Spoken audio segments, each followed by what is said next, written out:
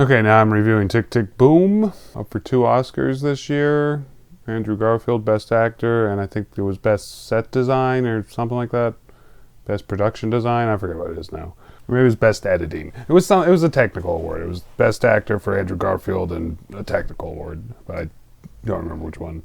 And this film was about Jonathan Larson, the guy who wrote Rent. It was an autobiographical musical he wrote for the stage. It was only his second musical. His third one was Rent, and they died right before Rent premiered. And it was all about his life while he was struggling to write this play, to finish his first play. And also has his friends, some of his friends got AIDS and died, and his problems with his girlfriend, and trying to find that right tone of his play and everything, and showing it to greats of the theater industry, like Stephen Sondheim was in it a lot. But it was all about how he's really trying to make it in this really tough industry. And the music was great. That was the other thing. I was completely blown away by the music. Really stood out from start to finish. West Side Story can suck it. Because this one had much better music, really. And I know West Side Story is more classic and everything, but this really stood out by how good the music was. And it was different too. It took its own tone and everything and just ran with it. I mean, if you've seen Rent, you know the music is something else compared to other theater music, I mean. And this was no different. I thought the acting was great, especially from Andrew Garfield. I see why he got the Oscar nomination, because it was really something else, really different from everything else I've seen him in, though I think I've only seen him as Spider-Man before, truthfully, but I know I've seen at least one other movie with him in it. It just felt more real than the other parts I've seen him play, I guess. Being that it was a real person, that makes sense, but he really captures this man's essence, I think. Does a really good job throughout, and I don't know if he's actually singing, but if so, he's a really good singer, too.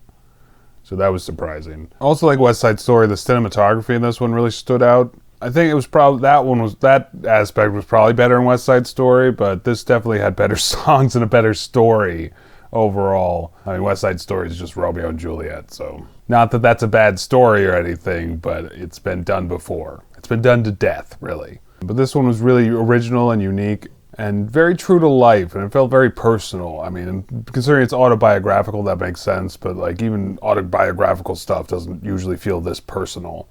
Showing you all the ugliness of this guy's life, along with all the beauty, I guess. And even though this took place in the 90s, I think it's a really good period piece as well.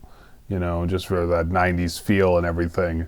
And I know everyone's nostalgic for the 90s, but this was one movie that doesn't feel like it's trying to play with your nostalgia from the 90s. The first movie to do that in a very long time. I mean, that's probably not true, but still, personally, I don't know why anyone would be nostalgic for the 90s.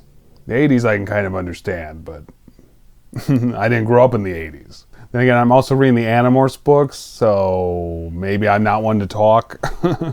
Anyway, it was despite my little tangent there about nothing. I suppose I'll rate this now. I can't really think of anything else to say. I was very impressed with it overall. And in fact, I think I'll give it a 10 out of 10 because I can't think of anything wrong with it. Anything? Was there anything, even a little tidbit that I had a problem with? No, not really.